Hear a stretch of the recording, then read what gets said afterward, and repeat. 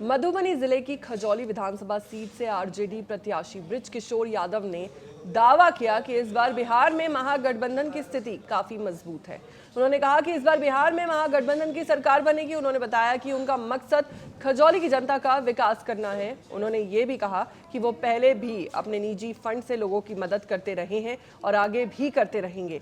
बृजकिशोर यादव को लोग blood man के नाम से जानते हैं क्योंकि उन्होंने कई जरूरतमंदों को समय पर ब्लड और मदद पहुंचाई है।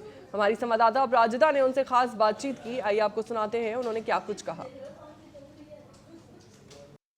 बिहार का सियासी तापमान अब बढ़ चुका है और जैसे जैसे तारीखें नजदीक आ रही हैं वैसे वैसे यहाँ का राजनीतिक माहौल भी काफी गर्मा चुका है।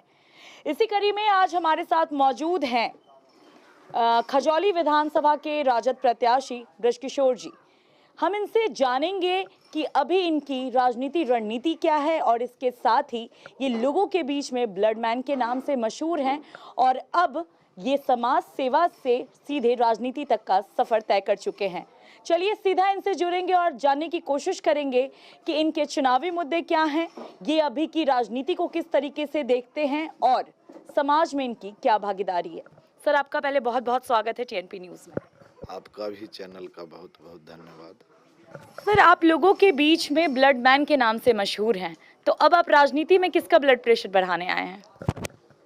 नहीं, ब्लड प्रेशर तो उसी दिन उन लोगों को बढ़ गया जो समाज से पूर्ण रूप से कटे हुए हैं, सिर्फ चुनाव के समय में आते हैं।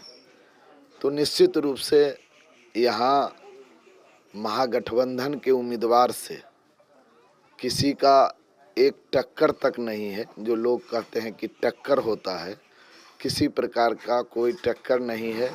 यहाँ कोई जात नहीं, कोई वर्ग नहीं, कोई धर्म नहीं, कोई संप्रदाय नहीं। सारे चीज़ों से उठकर राष्ट्रीय जनता दल एवं महागठबंधन के उम्मीदवारों को वोट देने का मन बना चुका है और यह आपको 14 नवंबर को देखने को मिलेगा। जिसे आप पहले समाज सेवा कर चुके हैं, यहाँ के लोग जो हैं लगातार आपकी तारीफों की पुल बांध चुके हैं और आप अभी बैरा पंचायत से मुखिया भी हैं। और जब हमने लोगों से बात की तो लोग लगातार यही कह रहे थे कि आप लोगों के बीच में बढ़ चढ़कर हिस्सा लेते हैं और आप इसके पहले पप्पू यादव की पार्टी से भी चुनाव लड़ चुके हैं। तो अभी आरजेडी का दामन थामने का क्या मतलब ये था? नहीं, सामाजिक न्याय के नेता देश ही नहीं पूरे दुनिया में अपने कर्म से जाने जाने वाले माननीय लालू प्रसाद यादव के नेतृत्व में जो एक पूरे विश्व में एक नई उनकी चर्चा हुई, उसी चर्चा के परिकल्पना के अनुरूप आप जब गांव देहात में जाएंगे तो लोग कहेंगे कि उनको उन्होंने जवान दिया जिनका जवान पर ताला लगा हुआ था। उन्हें मान सम्मान मिला जिन्हें मान सम्मान समाज से नहीं मिलता था। इसीलिए इस बार तेज रफ्तार तेजस्वी सरकार, इस प्रकार से आपने देखा होगा कि माननीय तेजस्वी जी ने, वो कहते हैं कि मेरी उम्र तो ज़रूर कच्ची है लेकिन हम जुबान का बहुत पक्का हैं। तो आपने देखा होगा कि किस प्रकार से 17 महीने की सरकार में उन्होंने कहा था कि हम उन लोगों को, जो लोग बेरोजगार हैं, जो नौजवान के पास आज भी डिग्रियां हैं लेकिन उन्हें नौकरी नहीं दी जाती है, तो उन्होंने गांधी मैदान में लोगों को मंगा के छात्रों को जो डिग्रियां बांटी थी, यह एक अद्वितीय उदाहरण है। इसीलिए लोगों का भरोसा है अपने हमारे नेता पर और निश्चित रूप से वो कहते हैं कि A to Z की पार्टी है।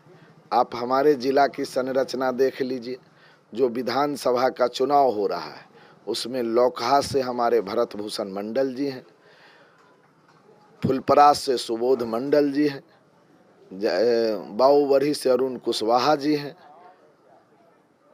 हरलाखी से राकेश पांडे जी हैं, बेनीपट्टी से नीलनी रंजन झा जी हैं, तो बिस्फी से आसिफ साहब हैं। और इसी प्रकार से उन्होंने A to Z जो कहा है, उनको राजनगर से विष्णुदेव राम जी हैं। तो इस प्रकार से उनके कथनी और करनी में कोई अंतर नहीं है। इसीलिए जनमानस पूर्ण रूप से विश्वास कर लिया है और जहाँ तक बात आता है सामाजिक कार्यों के लिए, तो आप चले जाइएगा गांव देहात कस्बा टोले मोहल्ले में, तो कोई भी ऐसा पंचायत नहीं है खजौली विधानसभा में जहां पर मैं ब्लड नहीं दिया हूं। कोरोना काल में उनके साथ खड़ा नहीं रहा। जो वर्तमान विधायक है, कोरोना काल में अगर खड़ा रहा तो मैं आपके चैनल के माध्यम से कहता हूं कि वो आके बयान दे, वो आके अपना फोटो डाले। किसी गरीब के लिए अगर वो कहीं किसी अस्पताल में खड़ा है तो फोटो डाले। और निश्चित रूप से जिस प्रकार से आम जनों में एक चर्चा है, और उसी चर्चा के आधार पर मैं आपके चैनल के माध्यम से मैं आपको स्पष्ट बता दूं कि खजौली विधानसभा पूरे बिहार में 110 में जीत स्थापित करेगा, और यह आपको 14 तारीख को देखने को मिलेगा। भाजपा उम्मीदवार अरुण शंकर जी, जो अभी करंट एमएलए भी रहे हैं, उनका एक बयान आया है कि आप सेमीफाइनल की जीत का जश्न मना रहे हैं, यानी कि टिकट का, लेकिन असली जश्न वो मनाएंगे फाइनल का, यानी कि 14 तारीख को। इस पर क्या कहेंगे? वो तो अपनी हार को अपनी ही बात में साबित कर दिए। जो आदमी सेमीफाइनल नहीं जीता वो फाइनल क्या जीतेगा? वही कह रहे हैं कि आप सेमीफाइनल जीत गए। तो आप लोग तो पत्रकार हैं, उनसे पूछिए जो सेमीफाइनल से निकल गया वो फाइनल में कैसे जाएगा। उनका चोट था नामांकन के दृश्य को देखकर। जिस प्रकार से नामांकन में लोगों का जनसैलाब उभरा, लोग कह रहे थे कि दीपावली जैसे महापर्व है, इस महापर्व के मौके पर आम आवाम आएंगे कि नहीं। वह स्वतः स्फूर्त होके आया। जो एक ऐतिहासिक नामांकन हुआ, इसीलिए वो डरे और सहमे हुए हैं, और वो अपने आप को लड़ाई से बाहर हो गए। उन्होंने अपने ही जबान से कह दिए कि आप सेमीफाइनल जीत गए हैं। इसीलिए सेमीफाइनल जब हम जीत गए तो फाइनल में वो आए ही नहीं। तो किसको, उनसे पूछिए कि निश्चित रूप से यह एक प्रकार की विडंबना है। आप वो जहाँ जाते हैं, लोगों के वो भरोसा पर नहीं उतरने के कारण डरे और सहमे हुए हैं। और निश्चित रूप से लोग उनसे पूछते हैं कि सम्मानित विधायक जी 5 साल तक आप कहाँ थे?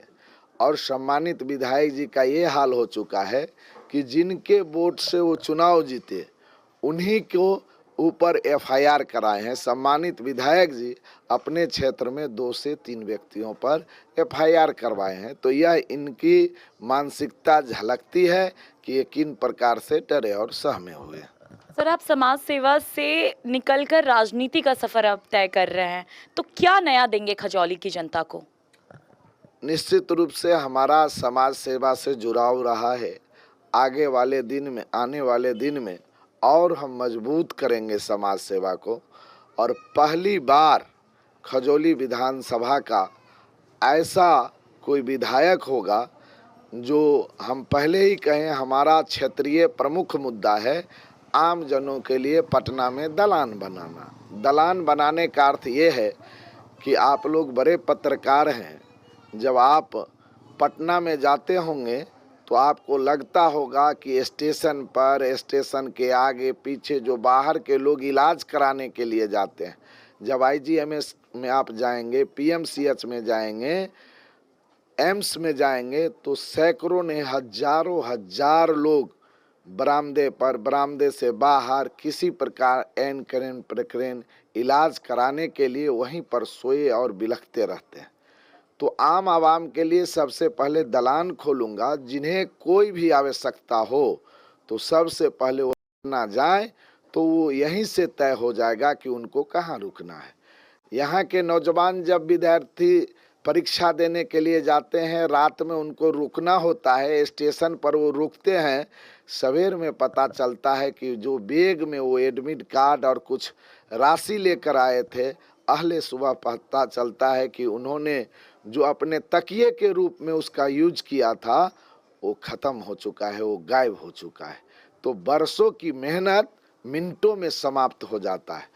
तो आम आवाम के लिए सबसे पहले दलान खोलूंगा, जिससे वो वहाँ जाके रुके, और आम गरीब के लिए वो होगा जहाँ पर लोग रुक के इलाज कराएंगे। आप जब ट्रेन का सफ़र करके कोई दिल्ली से बम्बई से आता है, प्रमुख स्टेशन है बिहार का पटना, लोग वहाँ उतरते हैं, ट्रेन के इंतज़ार में घंटों रुकना पड़ता है कहीं दूसरे जगह जाने के लिए। इस समय में भी कोई उसके साथ अनहोनी घटना घट जाती है। तो इन तमाम मुद्दाओं को लेकर हमने कहा है कि सर्वप्रथम मानव सेवा ही हमारी सबसे प्राथमिकता होगी और मानव सेवा के लिए हम समर्पित रहेंगे। उनके दुख दर्द को जानेंगे और उनकी सारी सुविधाओं को वो मुहैया कराएंगे। सबसे पहले पूरे बिहार में खजौली में के चुनाव जीतने के 24 घंटा के अंदर पहला दलान खुलेगा। चलिए सर, आपका बहुत बहुत धन्यवाद, आप हमारे साथ जुड़े। धन्यवाद धन्यवाद। तो अभी आपने बृजकिशोर जी को सुना, जो खजौली विधानसभा से आरजेडी के प्रत्याशी हैं, और इन्होंने खुलकर अपनी बातें रखी, साथ ही कई वादे भी किए और इनको गरीबों का मसीहा भी कहा जाता है। खैर, अब ये देखने वाली बात होगी कि आने वाले चुनाव में जनता इनको इस सीट पर जीत दर्ज करवाती है या नहीं, लेकिन इन्होंने क्लियर शब्दों में अपनी बातें कह दी कि ये जीते या ना जीते, लेकिन ये जनता के हित में काम करते रहेंगे।